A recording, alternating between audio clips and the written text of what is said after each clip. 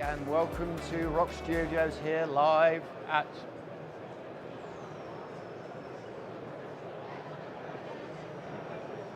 Good morning everybody. Welcome to Rock Studios event live here at Rockwell Automation 2025. We're here in Chicago and we have a brilliant set of sessions today and a huge crowd joining us here at the Automation Fair. So I'm here to talk about how we strengthen cybersecurity partnerships in large energy projects. And I'm sat here with Jared Jusek. He's from Wood. He's account manager for digital integration. And we're both really excited about talking around this subject with you at home. Jared, welcome, and thank you for joining us over here at Rockwell Automation Fair. Sure, thanks for having me, Doug, absolutely. So really looking forward to hearing more about how we implement cybersecurity in industrial automations projects. So tell me, when we start looking at manufacturing in large industrial projects at the moment, how is that shifting in this space with regard to cybersecurity? Sure, so at large what we're seeing is industrial manufacturers being much more educated on cyber, and that leading to this notion that cyber security for industrial applications is no longer a nice to have. It is truly a necessity for operations of business.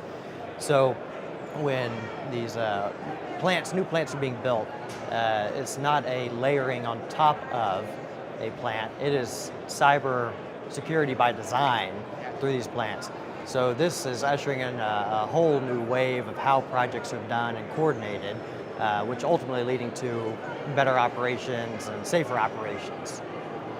That's really good. I'm really good to hear about that. So tell me a bit more about the cybersecurity challenges that you're addressing for your customers out there in the real world. Yeah, so the cyber landscape is forever changing. There's no direct path to it whatsoever. But OT cyber specifically has such a huge impact. It parallels IT cybersecurity quite a bit. However, the consequences obviously are far greater. Where it's on the IT side, it's a lot more data security. Where on the OT side, it's really a loss of life situation you could arrive upon. But these new models of cybersecurity and new technologies that are being developed, it puts the industry in a much better spot than it was before. Specifically, Wood's a great example where we are partnering with technology partners, being completely vendor independent. It allows us to see a lot more broad spectrum of what new cybersecurity methodologies are arising and how new technologies are operating within the industry.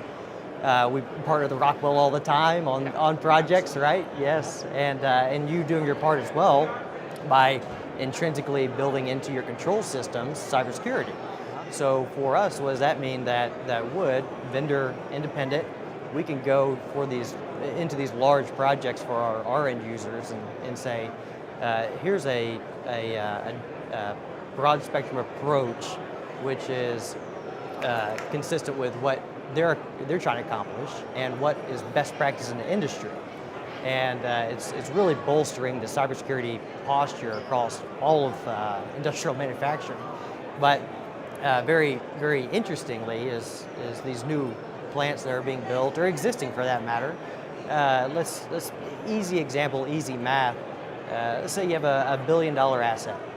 And threat of cybersecurity attack, let's just say it's once in 1,000 years that it could occur.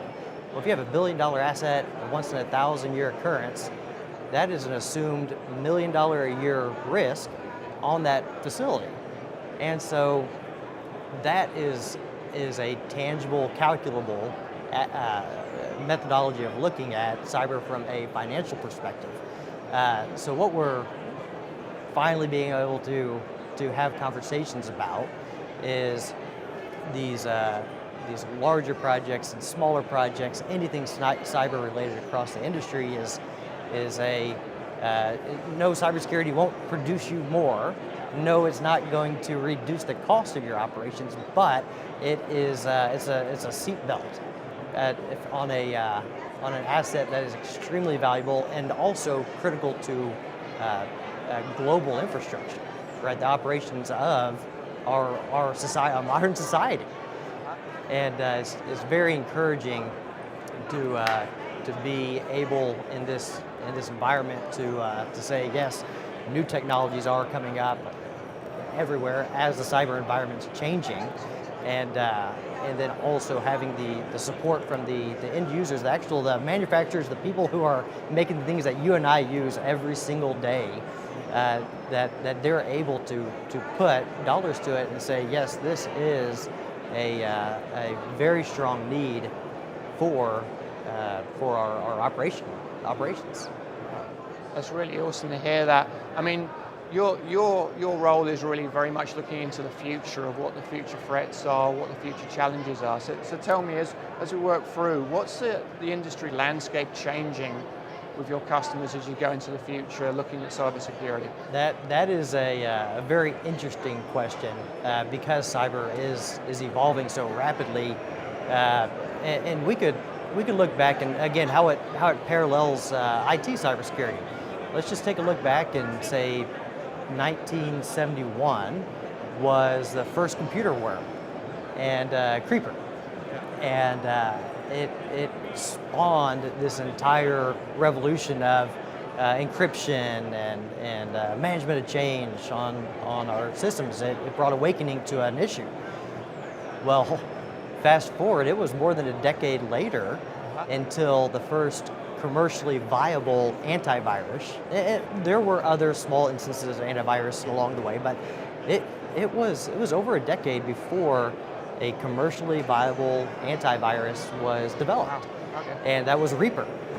And we look at that in our modern society, our modern posture of cyber.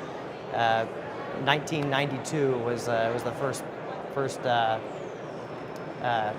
known cyber attack on the pipeline, right? It caused explosion, and it got a lot of attention in the industry. Said, oh gosh, this is now transferring from a known that on the IT side by 1992 we've had 20 years to adapt and bolster cybersecurity. In 92 there was no OT anything. It wasn't thought about. Well, we can't take that same path on the OT side. It's evolving too quickly. So fast forward a few years, we start seeing that the first commercially viable OT cybersecurity platforms and products coming out that protect the endpoints of industrial manufacturing, and through that now takes us down this path of modern encryption and different methodologies. Purdue models was developed and reinforced. Yeah. But point being is that the future landscape of industrial cyber is vastly unknown. The future is unknown. But what I can tell you is that the cyber crimes value, global impact, this year in 2025 was $10.5 trillion, estimated. Now, I say estimated because a lot of industrial cyber attacks, a lot of cyber attacks in general, they will go unpublished at all. They will completely fly under the radar. Heck, there's a lot of times that we won't know that there's a cyber attack that has occurred until far too late, maybe years later. Yeah. And so I say estimated $10.5 trillion of global impact through cyber crimes, and or cybersecurity crimes, I should say. And what that shows to me is that this is not a small operation. You will have extremely large organizations undercover going and trying to hack and attack critical infrastructure across the globe. So what we have to prepare for is that unknown. So we have to make educated guesses and run our tests and come up with new attack vectors and related postures before the next attacks happen. There is no world that we live in that you will be 100% cybersecurity. It's an impossibility.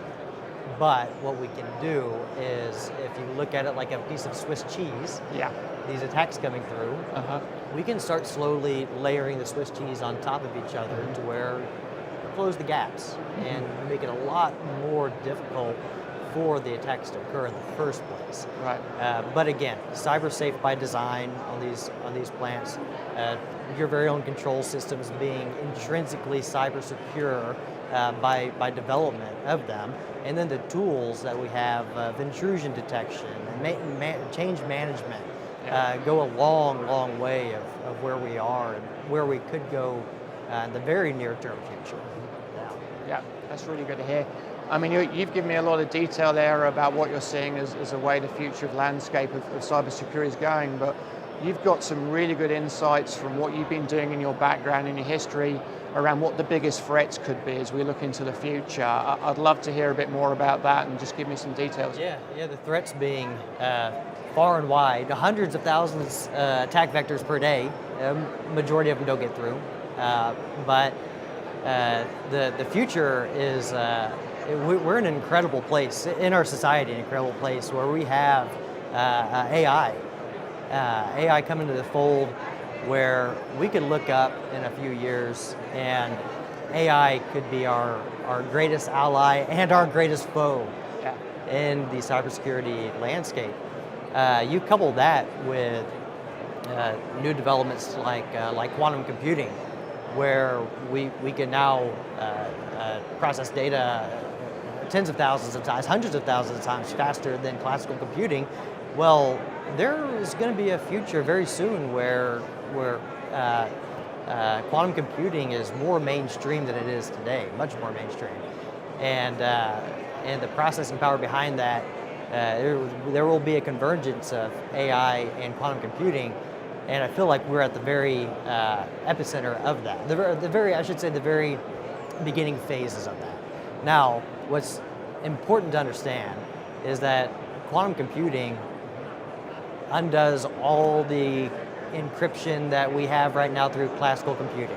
Not fully undoes it, but it greatly dramatically reduces the impact that encryption has. So you have to look at cryptology and really far more depth of how to prevent intrusion into your systems. And then if you do have a breach, then what do you do about it? How do you detect it? These models that you can run through AI, it could get us into a situation which we have seen in attacks where you model your process of it working fine, but in reality it's crumbling behind you, don't even know it. And that coupled with the advancing technology and the money behind the whole industry at large, really could be very dangerous in the future. However, the future of AI and cybersecurity is very bright, and I think that we have set ourselves up on a path to make that marriage very, very good for our industry at large. Perfect. Jared, thank you very much for joining us here today. Absolutely, Doug. Really loved hearing about your insights into strengthening cybersecurity in large energy projects. Just for everybody at Rockwell Automation Fair, I hope everyone enjoys the fair here in Chicago. It's going to be an awesome event for us, and we're looking forward to hearing questions from you in our live stream. Thank you very much.